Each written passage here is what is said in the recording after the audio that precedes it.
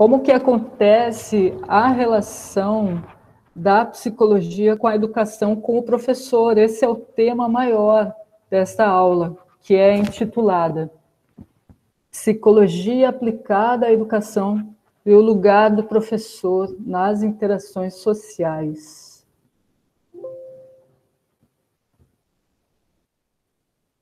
Aqui nós temos os objetivos. O que é importante para vocês saberem situar-se com relação a algumas temáticas que são recorrentes no ambiente escolar e que com frequência são tratadas na literatura da psicologia educacional, não só na literatura, nos debates e no trabalho prático realmente desses profissionais em ambiente escolar e desses profissionais na interação com outros profissionais da área educacional. Outro objetivo é pensar alternativas para a atuação do professor que sejam condizentes com a realidade do aluno. E nós vamos ver que as mesmas temáticas que são recorrentes no ambiente escolar e que são objeto da psicologia educacional, elas fazem parte dessa realidade do aluno que precisa ser conhecida o mais fidedignamente, com mais aprofundamento possível pelo professor na sua atuação junto dos seus alunos. E o terceiro objetivo é encontrar soluções pedagógicas para casos específicos com apoio da psicologia escolar e educacional. E esses casos específicos, eu vou trabalhar com alguns deles hoje aqui, e vocês vão trazer aprofundamentos para a disciplina através da exposição a ser montada com o apoio do Padlet. Essa exposição é Psicologia, Educação e o Professor. Esse é o título dela. Então, vamos ver como fica isso, né? Esse trabalho com algumas temáticas recorrentes, alternativas mais condizentes para com a realidade dos alunos, e soluções pedagógicas são essas que podem vir da psicologia educacional para nós. E, a fim de pensarmos um pouco sobre isso, eu dividi a aula dessa maneira. Eu tenho uma introdução e as temáticas que são recorrentes no ambiente escolar e que fazem parte desse âmbito que a psicologia trabalha, né? É a dificuldade de aprendizagem, repetência e evasão escolar, bullying e educação inclusiva. Aqui eu não fiz, né, aquela divisão entre educação inclusiva e educação especial, como eu propus para vocês no roteiro da exposição, mas eu vou explicar por quê, quando chegarmos em educação inclusiva. E daí, no final, nós temos uma conclusão. Para introduzir, pensemos o seguinte: sempre existe essa visão de que os alunos alguns alunos na escola apresentam certos distúrbios ou causam distúrbios. E aqui foi colocado em tom de pergunta, né, de questionamento: distúrbio dos alunos? É isso mesmo? Por que foi colocado assim em questionamento? Porque é um questionamento que existe dentro da própria psicologia educacional. É distúrbio realmente dos alunos?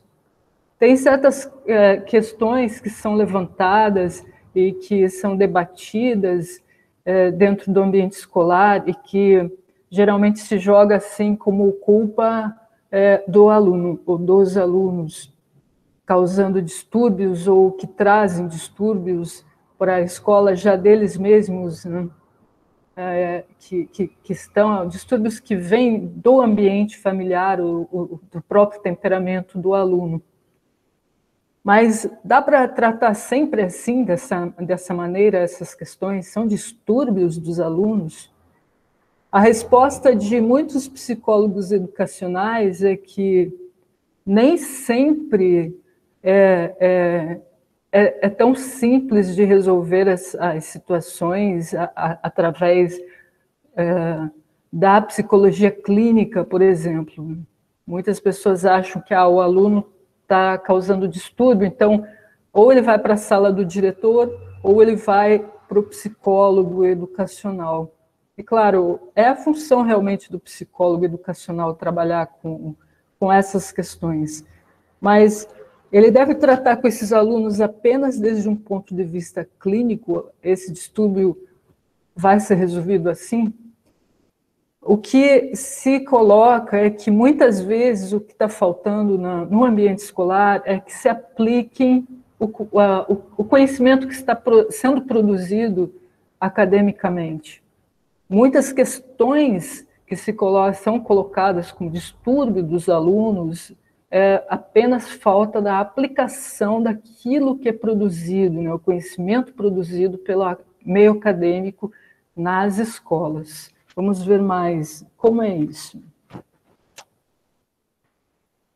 E aí, a partir desse primeiro questionamento, um outro que é levantado, muitos dos problemas educacionais contemporâneos, eles são causados realmente por distúrbios dos alunos, e alguns desses problemas educacionais foram colocados ali, né, nos nossos conteúdos dessa aula de hoje, como a repetência, a evasão escolar, o bullying. Será que tudo isso vem por causa de distúrbios dos alunos? É preciso sempre, essa é a questão, né, que é colocada aí, é preciso sempre buscar por uma atuação clínica na escola para resolver esses distúrbios? Será que a culpa está em algum desses segmentos aí, o aluno? A culpa é do aluno? A culpa é da escola? Ou a culpa é da família? Ou é da sociedade? Está em algum desses segmentos? Na verdade, olha, esse terceiro ponto, que é o fundamental para nós aqui, né, para entendermos, é o mais adequado aqui para buscar respostas, né, para essas questões, seria uma visão ecológica do fenômeno. E existe um importante autor que trabalha na interface da ecologia e da psicologia, que é o Uri Bronfenbrenner, e ele fala exatamente sobre isso, sobre essa visão ecológica da educação.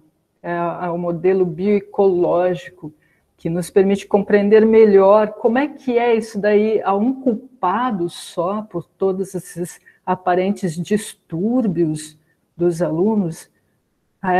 Para solucionar isso, é só levar realmente para o psicólogo, dar uma atuação, né, clínica para essa questão?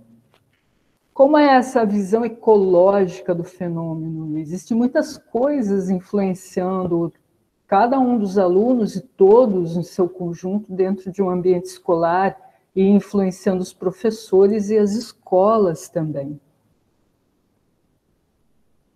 Quanto a esse conhecimento produzido no meio acadêmico, que está sendo sugerido que ele seria o principal meio para solucionar essas questões que surgem, né?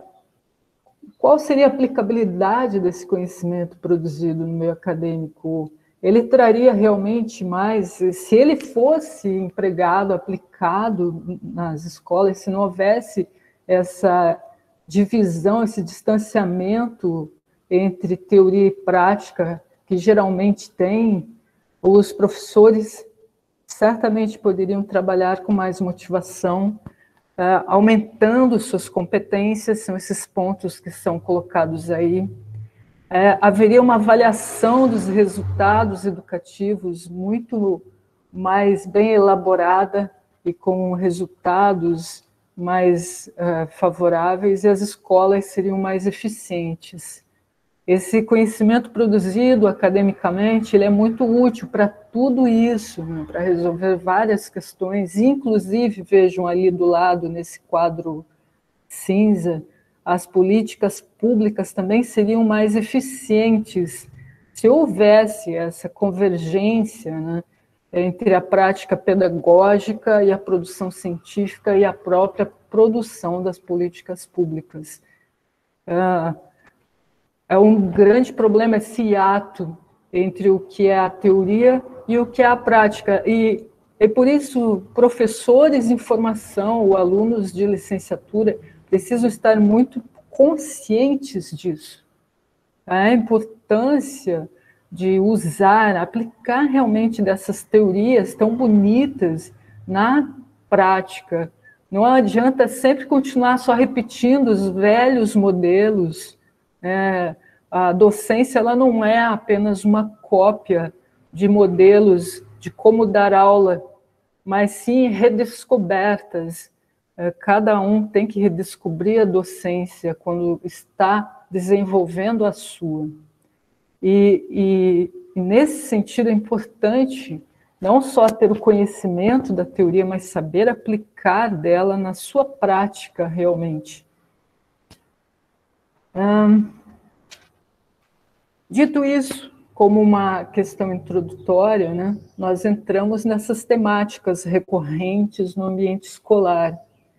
E nós vamos ver aqui, para começar, a dificuldade de aprendizagem, repetência e evasão escolar. Como estava sendo dito, essa questão da teoria tem um acervo enorme de conhecimentos sobre o processo ensino-aprendizagem. E nessa disciplina nós vamos trabalhar com um pouco dessa teoria, só um pouco realmente. Ela é uma teoria bastante abrangente. O que nós fazemos aqui na disciplina é dar uma introdução a esse processo, né? Que, aliás, já vem acontecendo com vocês que estão estudando outras disciplinas pedagógicas. Vocês já estão sendo há algum tempo introduzidos a esse processo de ensino-aprendizagem, um acervo imenso. Então, por que não fazer uso na prática desses conhecimentos? Por que continuar repetindo que uma coisa é teoria e outra coisa é prática? Não obrigatoriamente. Só se você quiser que seja assim. E realmente muitos professores, e até mesmo eu vejo nos estágios supervisionados, muitas vezes os próprios alunos nossos aqui, né, da universidade, quando chegam no estágio, também fazem esse comentário. É lá na sala de aula que a gente sente a realidade. E aí chegam a falar, na prática, a teoria é outra. Isso é já um jargão. É bem clássico ter esse pensamento, mas ele não deve ser mantido nas ideias de vocês. O adequado é realmente que a teoria seja um alicerce da sua prática. E que a sua prática seja sempre revista, na medida em que a teoria também vai sendo. E aqui é colocado o seguinte, né? Essas questões aí de dificuldade de aprendizagem, repetência, evasão escolar, elas não são culpa apenas do aluno. Esse fracasso escolar, ele não é do aluno, ele é um fracasso da própria escola e do processo, né, escolar, como ele vem sendo conduzido. As crianças, todas elas têm competência, sim. Está travando o que? A voz? Está travando, pessoal? Para mim está normal, professora. Então tá, então deve ser o do Vinícius. Né? Tá, ok. Normal. Sentimos muito, Vinícius. Sai e entra de novo, boa ideia, Daina. E continuando aqui, então as crianças, em geral, elas têm competência para aprender sim, só que, como nós sabemos na teoria, né, cada um tem um jeito de aprender. Para alguns, um jeito é melhor do que para outros. E é isso que precisa ser não só compreendido na teoria, mas também tem que ser praticado na docência. Porque a escola não faz isso, então a escola não promove a aprendizagem significativa, e por isso Não dá para culpar os alunos, achar que os alunos que têm distúrbios, né? Culpar os alunos da dificuldade de aprendizagem, da repetência, da evasão escolar, essas questões todas. Por quê? Porque tem uma teoria bem profunda, né? Um acervo de conhecimentos bem relevante que não está sendo empregado na escola. E isso não sou eu só que estou falando da minha cabeça, não. Isso aí vem da teoria da psicologia da aprendizagem. Esses autores aqui, hoje é só para introduzir mesmo, né? Na unidade 2 a gente entra um pouco a mais nas teorias. Aqui vocês certamente já conhecem, né? Quem são esses dois ali? Vocês sabem? Oi.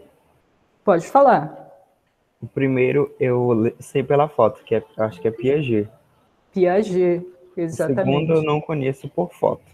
O segundo é Vygotsky. É Piaget e Vygotsky que a gente tem aqui. E eles fazem parte, né, desse acervo de conhecimentos.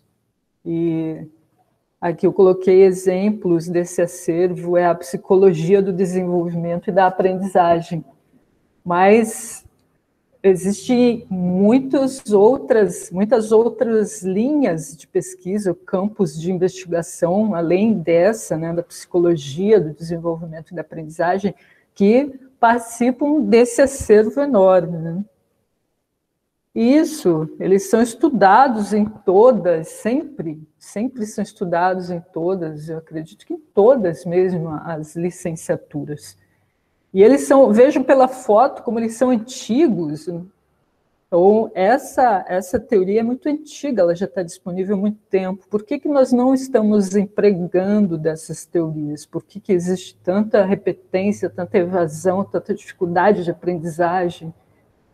Claro, existem muitas outras coisas, é um imenso iceberg, né, essa questão. Nós, por exemplo, nesse país que nós estamos, nós sabemos das dificuldades, né, o sistema educacional em si, como um todo, ele tem muitos problemas, né, as escolas públicas, elas sofrem muito por falta de recursos, por falta de tudo, né, de tempo para os professores poderem se preparar melhor também, e as salas de aulas lotadas de alunos, né? Como trabalhar com as necessidades de cada aluno em particular, ou pelo menos com pequenos grupos de alunos, né?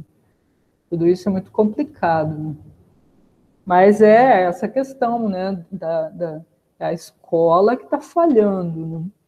Aqui só para lembrar, uma coisa que nós vamos entrar com mais detalhes na outra semana, porque eu quero fazer um apanhado comparativo e complementar das ideias de 4 autores principais, o Piaget e o Vygotsky, que entram lá também, junto com o Vallon e o Ausubel. Mas a psicologia de desenvolvimento, ela tem como um dos seus principais nomes o biólogo Jean Piaget. Ele era um biólogo, ele nem era pedagogo e nem psicólogo, era um biólogo mesmo.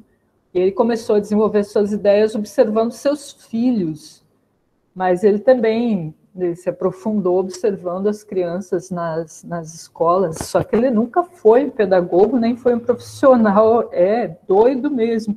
Ele nunca foi um pedagogo nem profissional, assim, né, de sala de aula. E ele produziu uma obra muito importante. Então, ali é o período que ele viveu, de 1896 a 1980, é muito legal isso. Uau, isso mesmo. E ele mostrou que existem vários aspectos que vão sendo desenvolvidos, o físico-motor, o intelectual, o afetivo, emocional e o social, desde o nascimento até a idade adulta, isso continua no ser humano. E a importância de você saber que cada fase, né, cada idade que a criança está, ela está num momento desse desenvolvimento, aí, desse conjunto desses aspectos. E não dá para exigir a mais delas, e também não vale a pena exigir a menos. Tem que ter o balanço, né, ideal para cada etapa, para cada fase da vida do ser humano. O desenvolvimento humano ele é tanto mental quanto orgânico, não é só uma coisa ou só outra. E o Vygotsky ele veio complementar realmente as ideias de qual era o biólogo. Ah, sim, o biólogo era o Jean Piaget, estava falando do Piaget. Aqui, está ali escrito ali embaixo da tarja vermelha, Psicologia do Desenvolvimento, está o nome dele, Jean Piaget, francês. E aqui nós estamos falando de um russo, que é o Vygotsky. De nada. O Vygotsky, ele é da mesma época do Piaget. Eles eram contemporâneos, só que eles não conviveram, interessante, né? Eles não tiveram interações de trabalho. O Vygotsky ele morreu muito cedo, ele morreu jovem. E aqui eles foram um pouco diferentes da formação, né? O Jean Piaget tinha uma formação de biólogo e o Vygotsky era mais da área de ciências humanas. E por isso que as teorias são bem complementares. O Vygotsky entra muito com essa parte humana e ele mostra a importância das interações sociais e das interações dentro do ambiente familiar. Os adultos, ele dizia assim, né, procurem incorporar as crianças às suas relações e à sua cultura. Envolvem as crianças, né? Isso faz parte das suas relações e da sua cultura. E, ao mesmo tempo, eles transferem para as crianças as suas relações e a sua cultura. A maneira de ver a experiência da vida, a maneira de vivenciar a cultura humana do adulto é transferida para as crianças com as quais o adulto tem contato. De maneira que essa questão dos processos interpsíquicos, os processos interpsíquicos, né, de troca de psiquismo, de troca de relações mentais e emocionais entre as pessoas adultas com as crianças, essa troca, esses processos interpsíquicos se tornam também intrapsíquicos. As crianças levam para si, né? Elas absorvem esses processos que elas estão tendo com os adultos, isso influencia muito as crianças. E o adulto, a maneira como o adulto interpreta o mundo e as relações, ele vai passar para as crianças. E é por isso que o ambiente familiar tem uma influência muito grande nessas etapas iniciais do desenvolvimento da inteligência da criança e também do desenvolvimento psíquico, porque esse psiquismo que a gente está falando, ele não é só mental, mas ele também é emocional. É a maneira de, quando a gente usa esse termo, né, de psíquico, a gente está pensando nas interações do nosso mundo interior com o mundo externo. É como aquilo que, a maneira como a gente percebe o mundo, né? Mas a partir das nossas próprias relações. E o adulto interpreta e devolve o que resulta de sua interpretação às crianças. Na interação ali com as crianças, né, ele está interpretando aquelas interações e, ao mesmo tempo, influenciando a criança a também perceber aquelas interações da maneira como o adulto está mostrando para elas que elas significam. E é por isso que é tão importante, né, o adulto influencia muito as crianças, e a gente vai ver Vygotsky que ele desenvolveu uma teoria, que é a teoria da zona proximal, né, de desenvolvimento. Mas nós vamos falar mais aprofundadamente sobre isso na unidade 2 aqui. Eu só quero mostrar um pouco, né, como a gente percebe haver, né, esse arsenal de conhecimento já tão antigo, já está aí há tanto tempo, está sendo escrito, tantas coisas estão sendo pesquisadas baseadas nesses alicerces teóricos. Aqui do lado, do lado direito da tela, nós temos um autor mais recente que eu já mencionei aqui, que é o Bronfenbrenner, que é um nome difícil, mas vejam, ali já tem uma data mais recente. Então, imagine um ambiente familiar em que os pais trabalham para sobreviver. Eu perdi o que você estava falando ali.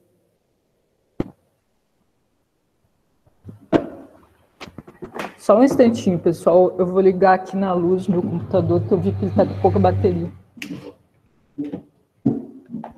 Ok.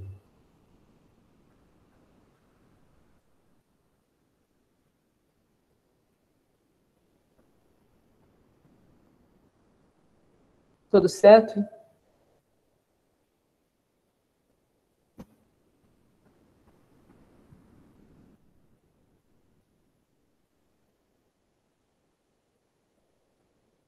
Aqui, imagine um ambiente familiar em que os pais trabalham para sobreviver e dispõem de poucos recursos. As crianças passam a ver o mundo sob os olhos deles, exatamente.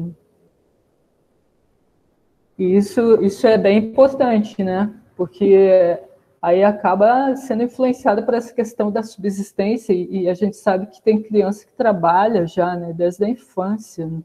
O que não é permitido por lei, mas com frequência a gente acaba vendo por aí isso acontecendo, né?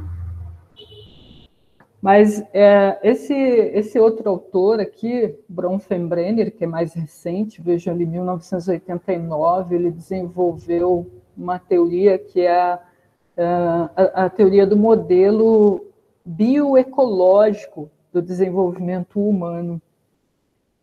E essa foto é ele mesmo. Aqui existe um desenho esquemático desse modelo. À direita, ali em cima, vocês estão vendo esse conjunto de vários círculos concêntricos com a criança ali no meio. E vejam embaixo, né, a parte de baixo, o Bronfenbrenner, ele fala, né, ele escreve ainda que a criança ela está se relacionando com vários sistemas, e é bem ecologia isso daqui, ele coloca a ecologia mesmo, né, para funcionar nesse universo, né, da criança no ambiente escolar. A criança é influenciada por microsistema, mesosistema, exosistema e macrosistema. E aí ele dá exemplos aqui, nesse desenho aí, fica aparecendo. Tá? O microsistema, o próprio núcleo familiar, é onde a criança está tendo suas relações mais diretas e diárias. E o mesosistema é o próximo nível, né? Ele já envolve uma comunidade mais imediata. Então, imagine uma criança que ela tem a família dela é de uma determinada religião e o pai ou a mãe, né, os dois têm cada um tem a sua profissão, e ela vai estar sendo influenciada também, além ali do contato direto com o pai e a mãe, ela tem a influência que vem da profissão do pai, da profissão da mãe, da igreja, da religião que eles seguem. Isso seria a comunidade mais imediata, um mesosistema. Mas aí tem o exosistema, que é uma comunidade institucional. Vamos dizer que essa família seja da religião católica, tá? Só como um exemplo. E o pai dessa criança ele é um dentista e a mãe é professora na escola. Essa comunidade institucional mais abrangente, ela vai ser formada, por exemplo, até mesmo pelo Vaticano, já que a religião da família ali é católica. Vai ser influenciada pelo conselho dos odontologistas, e também pela profissão da mãe, né, que é professora. Aí começa a abranger, né, algumas influências de mais largo espectro, mas ainda mais adiante, o macrosistema, a estrutura política e social. Essa criança tem a mãe professora, o pai é dentista, eles são católicos, mas eles moram no Brasil, o que seria diferente de uma criança que é filha também de um dentista com uma professora, e que são católicos, mas moram nos Estados Unidos, que aí tem a política, a sociedade do Brasil, a política, a sociedade dos Estados Unidos influenciando. E assim por diante, e ali, escrito em violeta, vocês veem o cronossistema, ele é o mais abrangente de todos, a nível planetário. Nós sabemos da globalização, como a globalização nos influencia a todos, principalmente agora, com a internet. Vejam a pandemia, né? A influência de algo a nível internacional sobre todos os países. E a criança está ali no meio de tudo isso. E, portanto, vejo aqui entre aspas, essa frase é exatamente dessa teoria do Bronfenbrenner, o conjunto de processos através dos quais as particularidades da pessoa e do ambiente interagem para produzir constância e mudança nas características da pessoa no curso da sua vida. É isso que essa teoria envolve, né? Um conjunto desses processos.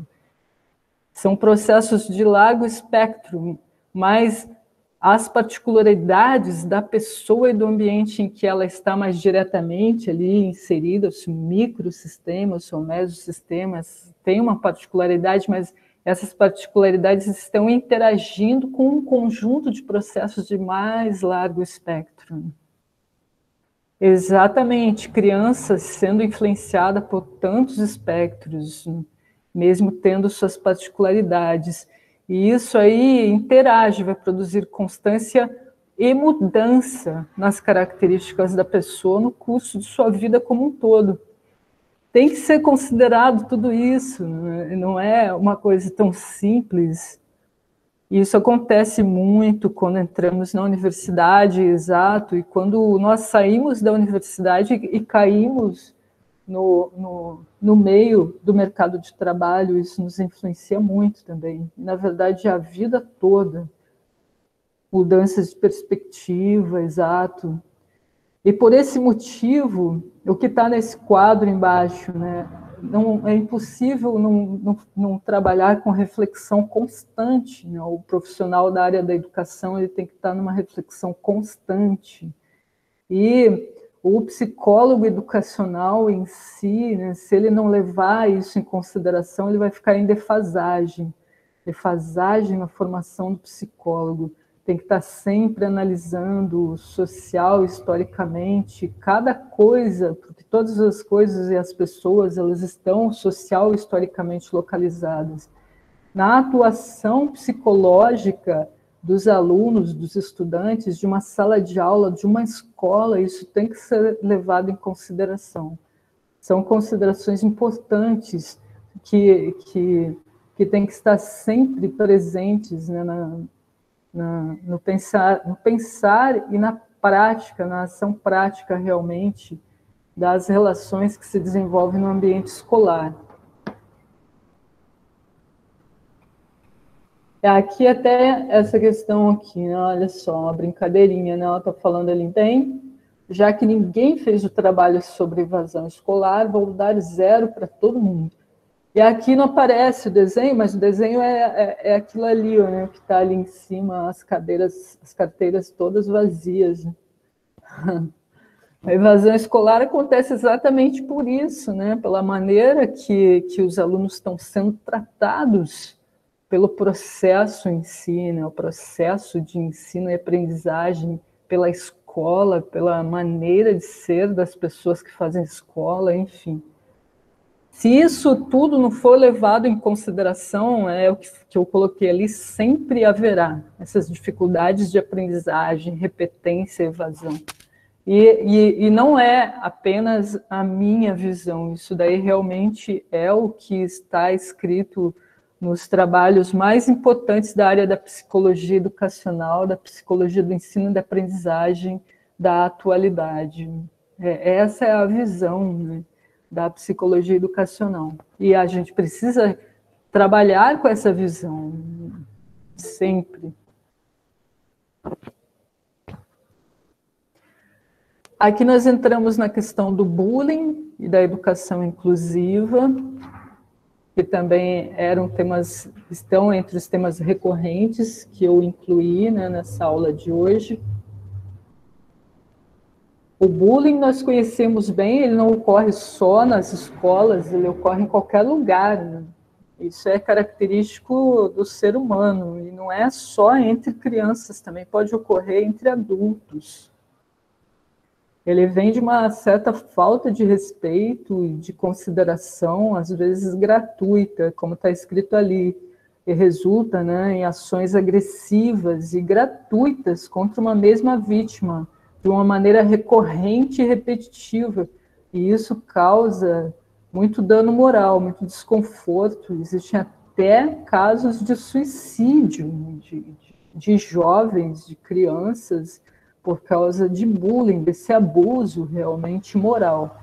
E ele ocorre muito, né, com muita frequência no ambiente escolar, e pode ser, ele tem sido caracterizado dessa maneira aí, então o bullying direto, indireto, e o cyberbullying, que é agora, né, com essa, principalmente nesse nosso momento em que a gente está usando tanto meio digital, né?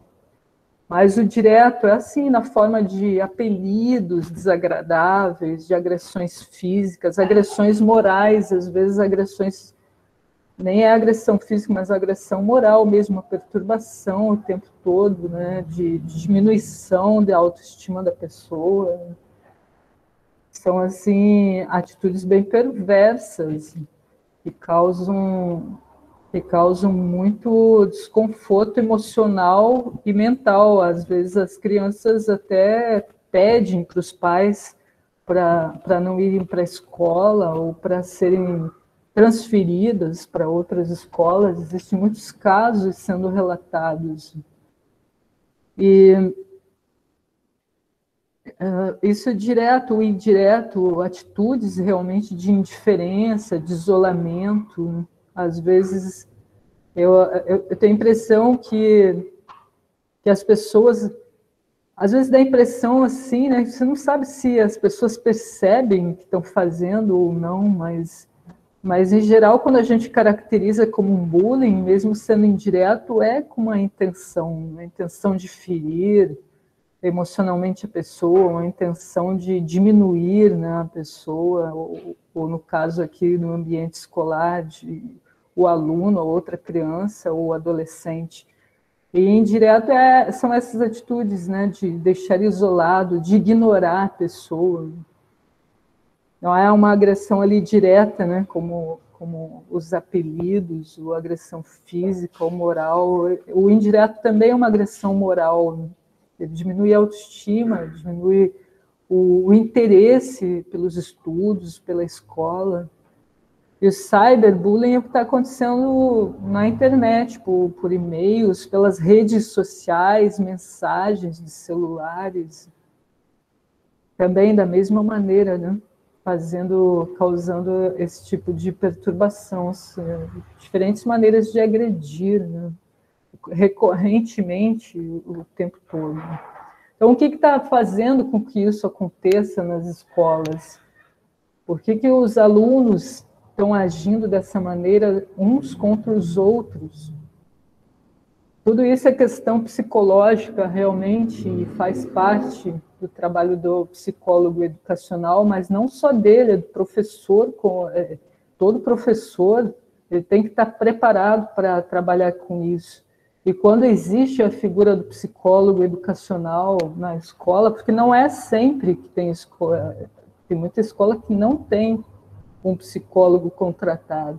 Quando existe a figura do psicólogo educacional na escola, é importante trabalhar em parceria com ele. Quando alguma dessas situações ela é detectada numa sala de aula, numa turma, é importante trabalhar, não deixar isso acontecendo, deixar por isso mesmo. Tem que diluir, tem que desaparecer, né, encontrar qual é a situação que está causando, né, aquelas agressões e destruir mesmo, tem que trabalhar com isso, né, encontrar os meios. E aí, quais são as causas? Tudo isso que a gente estava falando até agora não é só teoria, são as causas realmente dessas questões que geralmente são tratadas como distúrbios dos estudantes, e que, na verdade, acaba sendo o resultado desse distanciamento da teoria com a prática. A gente sabe, pela teoria, qual é a situação dos nossos alunos, como deveria ser o processo de ensino-aprendizagem, muitas vezes não pratica aquilo que sabe, né? Acaba indo só liga ali o automático, né? E vai no automático. E essas coisas vão acontecendo, mas, na verdade, o bullying é esse espelho mesmo do contexto social e familiar, né? Dos programas televisivos, dos videojogos, da internet e da própria incapacidade das escolas de lidarem com isso. O espelho do contexto social, muitas vezes a gente vê os adultos falando, mesmo em casa, a gente acabou de estudar, né, o que Vygotsky demonstra na teoria dele, como os adultos influenciam as crianças, os adolescentes, a partir do seu psiquismo, né? O interpsiquismo para com as crianças que se transfere para o intrapsiquismo, e as crianças elas estão ouvindo o que os pais estão falando em casa, ou que estão vendo ali nos programas de televisão, e estão absorvendo-se disso, né? Isso está entrando para o próprio pensamento delas e a maneira de interagir com as outras crianças. Se está ouvindo falar de uma maneira pejorativa de alguma coisa, né? Até o estilo de cabelo, né, das outras pessoas. E isso aqui eu lembro para vocês, a gente conversou também em educação e pluralidade cultural. Então entramos aqui numa interface, né, com educação e pluralidade cultural. Então, o estilo de ser do outro aluno, a opção, né, que o aluno tem, né? Várias opções de atitudes. A gente falou sobre gênero e sexualidade, né? Nós assistimos até um filme, né? Aquele filme Eu Não Quero Ficar Sozinho, Não Quero Voltar Sozinho, era exatamente sobre isso também, né? E muitas vezes a escola está se mostrando incapaz de lidar com isso, e culpa apenas a família, ou culpa os alunos, mas, na verdade, é um sistema todo, é uma coisa só, né? Isso, Edson, é essa reflexão que a gente tem que ter realmente, né? Sobre o papel da escola e do professor no ensino desse convívio social, exatamente, né? Essa que é a ideia aqui mesmo da psicologia da aprendizagem. Como mudar essa situação? É isso que a gente está conversando agora. Então, tudo o que existe na teoria tem que estar também na nossa prática. Não dá para continuar fazendo vocês mesmos, que são licenciandos, né? Alguns de vocês com certeza vão cair numa sala de aula um dia. Não garanto que todos não. Eu até sei que muitos nem querem, né? Eu sei disso. Não tenho essa ilusão de achar que é um curso de licenciatura, porque é um curso de licenciatura, todos vão acabar em sala de aula, não. Mas, com certeza, alguns de vocês vão... Quando vocês estiverem na sala de aula, vocês não devem... É isso que eu falei, não liguem o automático, né, e ficar atuando como todo mundo está fazendo sempre. A docência não é isso, seguir modelos antecedentes, ela é redescobrimento a partir do que você conhece como teoria. Efeito manada, é isso mesmo, William. Vai, segue os outros, né, faz tudo igualzinho, tudo igual. Isso não vai resolver realmente essa situação. O que é falado pelos psicólogos da área educacional é que o que eles estão detectando é isso, né? Esse distanciamento da teoria com a prática. Chega ali na prática, ninguém faz nada. A maioria não tem, Gisele, a maioria não tem psicólogos mesmo. A maioria das escolas públicas aqui, né, do Brasil, de países como o nosso, não tem psicólogos. É um grande problema. Pode falar, Gabriel.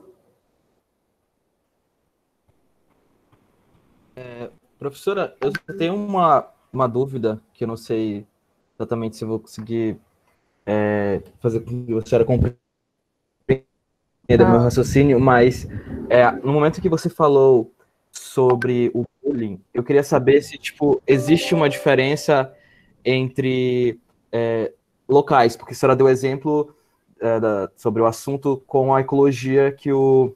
esqueci o nome do pesquisador agora. Então, por exemplo, existe uma diferença... Exato. Existe uma diferença, tipo, de bullying, por exemplo, no modelo de ensino brasileiro para o modelo de ensino de outro país, por exemplo, Estados Unidos, que a gente também observa que isso é bastante presente lá. Isso. Existe diferença por causa do contexto social, exatamente, né? Mas tem também um padrãozinho que aparece sempre, né? Essa brincadeira com a cor da pele, com o tipo de cabelo, isso aí vai encontrar em quase toda parte. Mas se você, por exemplo, os Estados Unidos tem muita semelhança com aqui, né, o Brasil, mas mesmo assim a diferença social é muito grande, porque economicamente a situação do país é outra, né? Então, obviamente que vão surgir outras maneiras de expressar essa mesma interação de desfavorecimento, porque, por exemplo, eles assistem outros programas televisivos, e tem outros valores, né? O consumismo existe tanto aqui quanto lá, mas lá até chega a ser mais exacerbado, porque tem uma diferença exatamente por causa dessa diferença econômica entre os dois países, Brasil e Estados Unidos. Tem algumas coisas que realmente, padrões que são básicos, você vai encontrar em qualquer parte, né? Mas tem as especificidades, a maneira de fazer o bullying. Por exemplo, na Europa, a Europa é bem diferente daqui do Brasil, né? Uma outra relação que se tem nas escolas, mas o bullying existe também na Europa. E o que vai ser explorado depende ali de cada situação, né? O que vai ser explorado num bullying. Entre aspas mesmo, né? Essa questão da seleção natural, porque... Exato, se a criança é mais fraca do ponto de vista do emocional, ela acaba sofrendo muito mais. Eu já vi relatos assim que tem crianças que elas enfrentam, né? Elas enfrentam e acaba que dilui o bullying, né, para cima delas. Mas se uma criança emocionalmente ela fica mais enfraquecida por algum motivo, né, um motivo pessoal, aí ela pode sofrer muito mais, né? E aí realmente, né? Aí realmente acaba sendo uma seleção, né, entre aspas, né? Porque o mais fraco vai sofrer muito mais ali na mão dos outros. A Raquel levantou a mão, pode falar, Raquel. Boa tarde, professora. A senhora me escuta? Sim, boa tarde, Raquel, estou escutando. Professora, sobre essa situação, falando do bullying, falando daqueles que enfrentam e aqueles que mais sofrem, né? Isso. Nas escolas, o que a gente sempre observou, pelo menos eu sofri bullying, a maioria das pessoas sofreram de alguma forma com isso. Uhum. Tinham aqueles alunos que se comportavam mal, por exemplo. O comportamento mal, qual que seria? Aquele aluno que bate no outro amigo, aquele aluno que não respeita o professor, como uma forma de enfrentamento. Eu não via aquilo como uma forma de força, e sim um enfrentamento àquilo que ele também sofria, aquela situação que talvez ele vivia em casa com familiares, porque o bullying, muitas das vezes, ele está dentro de casa, com os parentes, com os amigos, com pessoas próximas. Então, eu sempre achei que aquele aluno teoricamente mal comportado, e que sofre, às vezes, mais do que aquele aluno, o outro aluno, porque sofre retaliação por parte da escola, por parte do professor, porque é aquela forma que ele tem de enfrentar aquilo que talvez ele sofra, não só no ambiente escolar, mas também naquele ambiente fora de casa. Assim, tipo, isso é a minha perspectiva em relação a isso. Então, ele não seria exatamente um mau aluno, e sim alguém que está enfrentando algo ali, eu diria isso. Isso, ótimo, bem colocado, Raquel. E em paralelo ao que você estava falando, teve alguns comentários que apareceram aqui no chat que eu achei bem interessante, né? A Gisele, né, colocou Augusto Cury, tem um livro que fala da educação em suas falas. Por trás de alguém que fere, sempre há alguém ferido. Exatamente. A Daina falou, é como se fosse um ciclo. E o William colocou, oprimido querendo ser opressor. É isso mesmo. Que a colega está falando, às vezes uma forma de expressar-se, além de sua personalidade. Tudo isso, é muito verdade, né? Tudo que vocês estão colocando.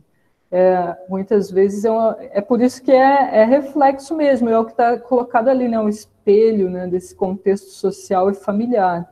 E o bullying na família existe e as notícias atuais, elas mostram que chegam a extremos, né? Bullying dentro de casa que chega até a extremos, né? A gente está vendo notícias apavorantes por aí, que resultam desse tipo de atitude. E aí isso chega nas escolas também, né? Podemos continuar aqui. Vocês têm algo a mais para falar em torno dessa questão? Bullying sempre levanta muitas questões, né? Interessante, é enriquecedor. E a gente chega em educação inclusiva, porque, na verdade, muito disso acontece por falta de uma educação que seja, de fato, inclusiva. E a gente precisa pensar e agir dentro dos parâmetros do que é realmente uma educação inclusiva. A gente precisa colocar isso em prática. A educação inclusiva ela não é apenas, não dá para confundir os termos.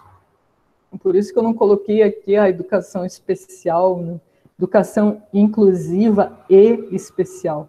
Eu deixei só a educação inclusiva, porque eu queria, nesse momento, falar realmente, né? Educação inclusiva é receber e educar todo tipo de criança, independente do tipo de corpo que a criança tenha, do gênero, né? A opção em sexualidade, a diversidade étnica, social, religiosa.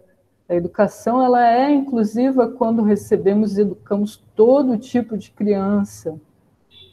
Excluir alunos moralmente através de atitudes para com eles, atitudes que sejam excludentes.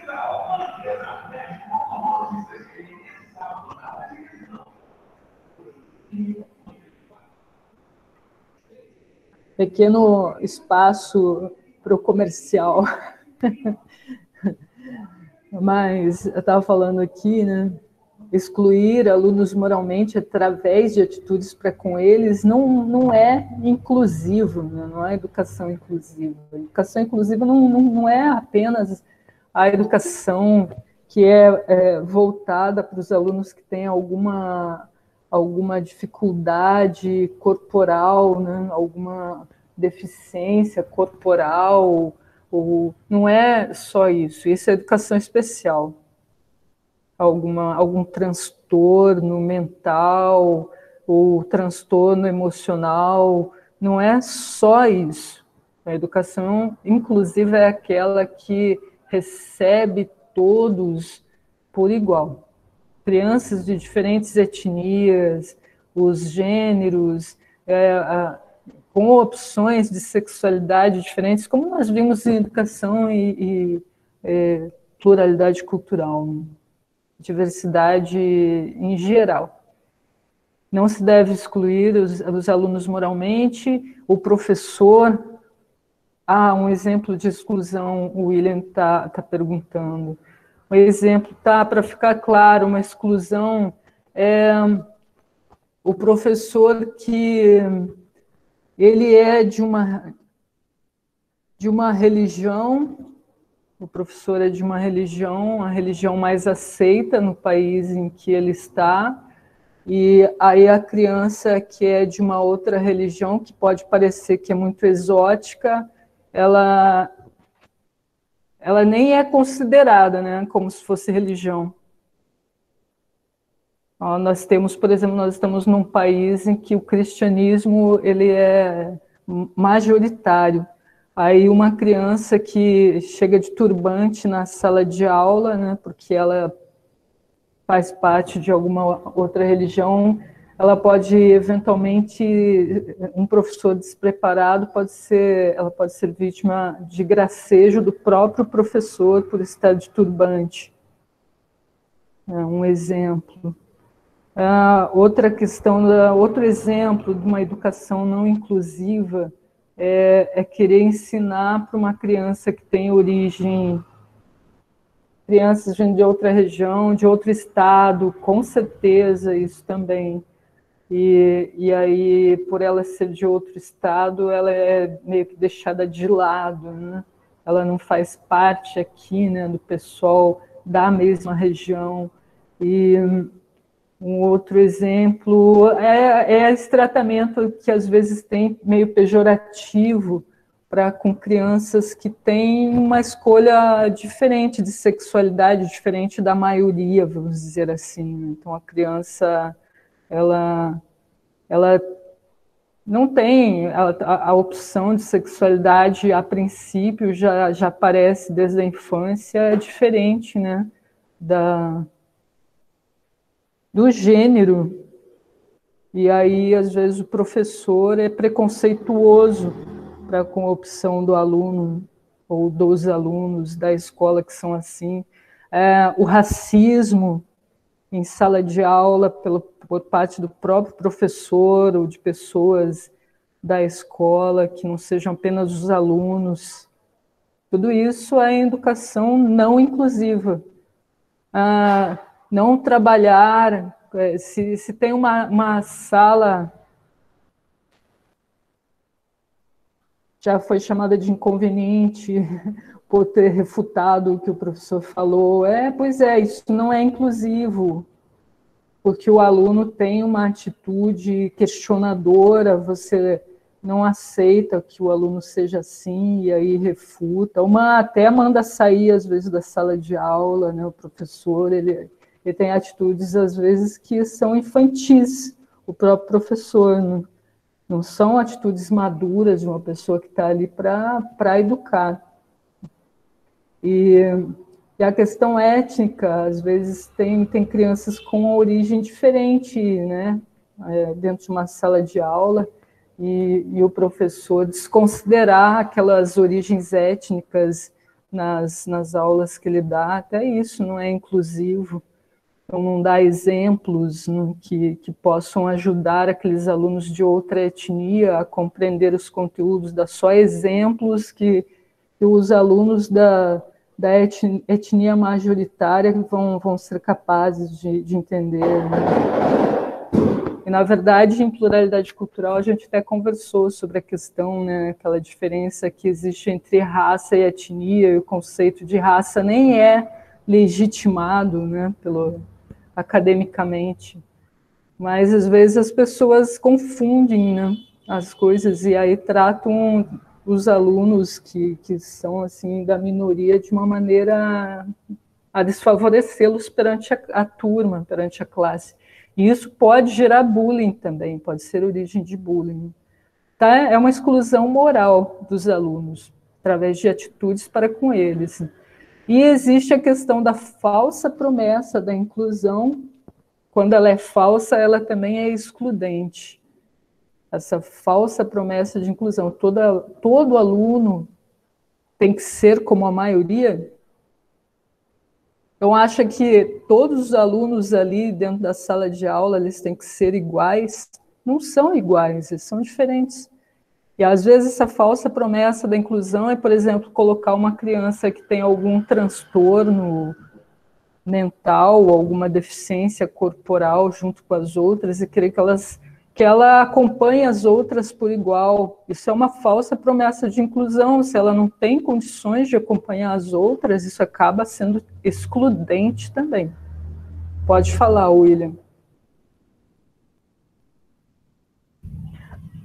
Sobre o aspecto, né, de deficiência física ou algum transtorno mental, eu nunca sei como eu devo me comportar, porque ao mesmo tempo em que eu quero dar autonomia para a pessoa, ou no caso do aluno, eu também não quero deixar ele exclusivo, né, para que ele se comporte como os outros, porque ele não é como os outros, ele precisa de... Ele vai fazer as coisas do jeito dele, no tempo dele. Então, como a gente deve se comportar com isso? Não ser excludente e, ao mesmo tempo, dar autonomia para ele. Isso é sempre bastante complexo, né? No primeiro momento em que as primeiras experiências que a gente tem assim desse tipo, elas são bem desafiantes. Já aconteceu para mim também. E a gente não sabe muito bem como agir, mas tem que ir aprendendo com a experiência mesmo. E o que faz? Você tem que tratar a pessoa da mesma maneira como você trata as outras, mas ao mesmo tempo dar espaço para que ela mostre para você como que é melhor para ela, né? O processo ali da aprendizagem. Não dá para querer que ela faça o que os outros estão fazendo, mas você deve tratar ela como você está tratando os outros, normalmente. Isso, né? Eu tive uma experiência que foi bem legal com um aluno, assim, a nível de ensino superior mesmo. E foi desafiante. Quando eu conheci ele, eu fiquei pensando, bem, agora é um momento, né? Exatamente colocar essa teoria na prática. E foi legal, ele mesmo me ensinou como que era a maneira mais adequada de trabalhar com ele. Mas ele entrava na sala de aula, ele era como os outros alunos para mim. É essa postura que a gente tem que ter. O aluno é um aluno como os outros, porém, deixa que ele vá te ajudando, né? Eles mesmos nos ajudam a conduzir o processo deles. E embora tenham também, né, dependendo da situação, né, do transtorno que a pessoa tem, da deficiência, existe já uma série de trabalhos sendo desenvolvidos. Então, quando você tem um aluno assim, é importante também se procurar, né, pelas informações que já tem, as descrições que já existem e de outras experiências. É exatamente isso que está sendo falado aqui nessa aula, né, a importância da psicologia educacional para todos os profissionais do ensino, da educação. A gente precisa se amparar mesmo nessa teoria e trabalhar de acordo com ela na prática. Não pode separar as coisas, não. Uma coisa é teoria, outra coisa é prática. Não, é uma coisa só. Tudo isso é uma coisa só, né? O conhecimento de como o ensino e a aprendizagem ele tem que ser praticado. Bem, aqui tem algumas soluções também, né? Já quase indo em direção à finalização.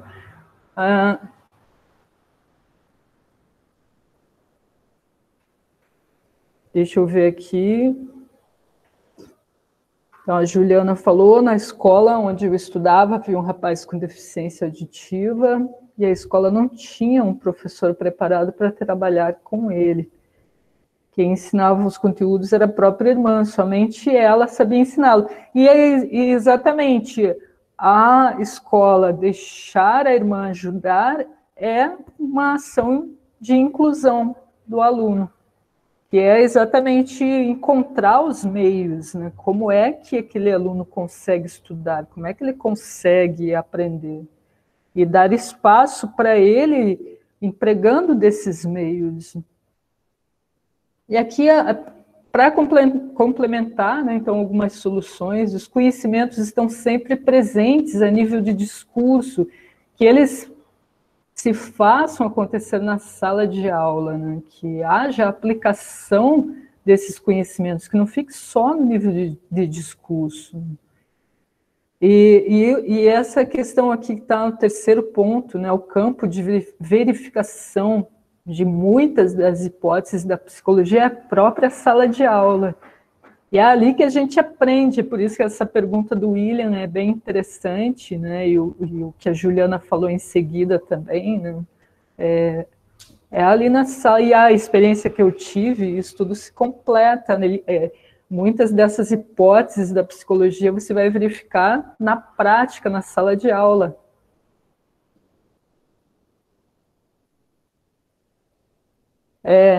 Então aqui a Luana falou, né?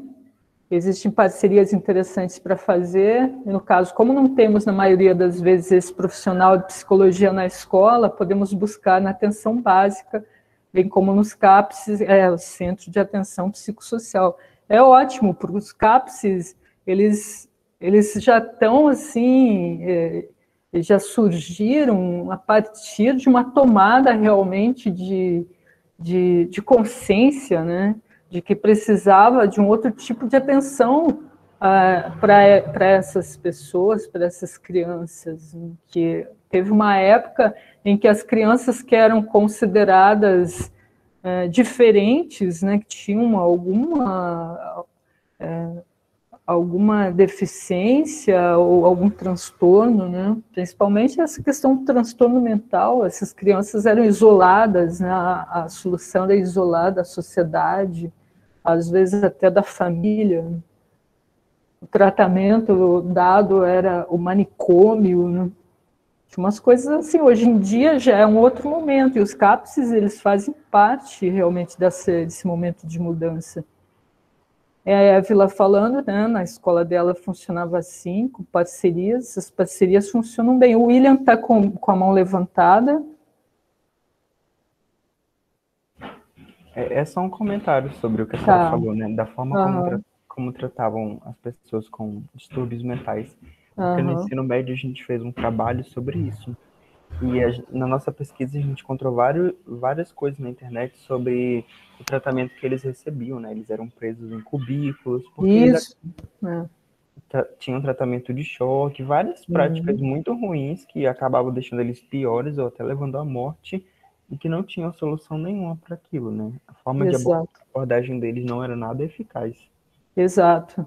Hoje em dia já é diferente, já tem leis que protegem mais, né, as crianças e os adolescentes e também os adultos, né, que têm algum tipo de transtorno, né? E assim, imagina, torturados para se curar, né? Jamais iam ser curados dessa maneira.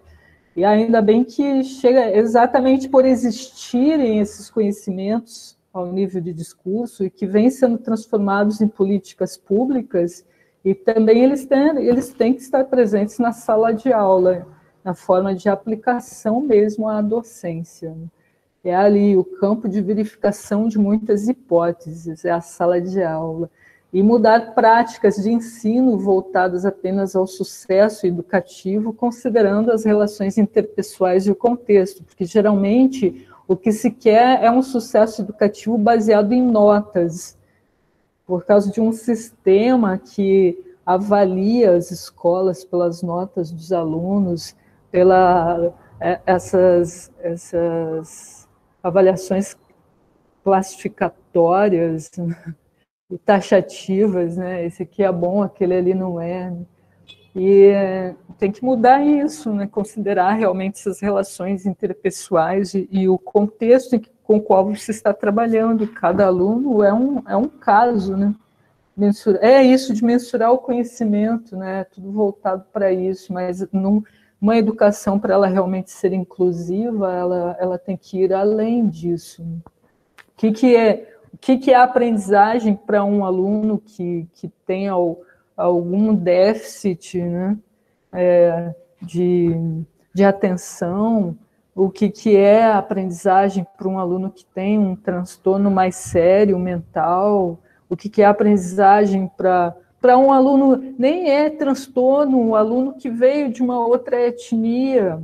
O que é a aprendizagem para um aluno que vive numa família mais pobre, com uma condição de vulnerabilidade social muito maior, é diferente do que a aprendizagem para um outro aluno que vive numa condição social de um outro tipo, né?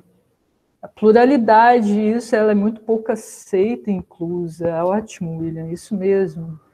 E nós temos que desenvolver práticas que fomentem igualdade, justiça, reciprocidade, solidariedade e outros sentimentos positivos. Desde aqui, essas gravuras têm, assim, educação inicial, né, séries iniciais, mas é só para ilustrar, porque isso é bem importante, não pode estar só nos discursos ou só nessas séries iniciais, né, com as professoras das séries iniciais, isso tem que ser o tempo todo. Tem que fomentar isso entre os alunos, a começar pela própria escolha, né, definição de quais vão ser os métodos utilizados em sala de aula, como que vão ser trabalhados os conteúdos, e aqui a gente aproveita do que a gente estudou em metodologia do ensino de ciências e biologia, né? Como que você vai ensinar cada coisa de modo a estabelecer uma educação transformadora realmente, né? Libertária, libertadora. E aqui também tem essa questão de alterar os materiais pedagógicos, criar espaços de debate e discussão, sempre que possível, com apoio do psicólogo educacional escolar. Se não tem na escola, é o que já foi comentado aqui com algumas das meninas, né? A Luana, acho que a Gisele falaram em parcerias, não foi a Évila que comentou, né? Na escola dela desenvolviam-se parcerias.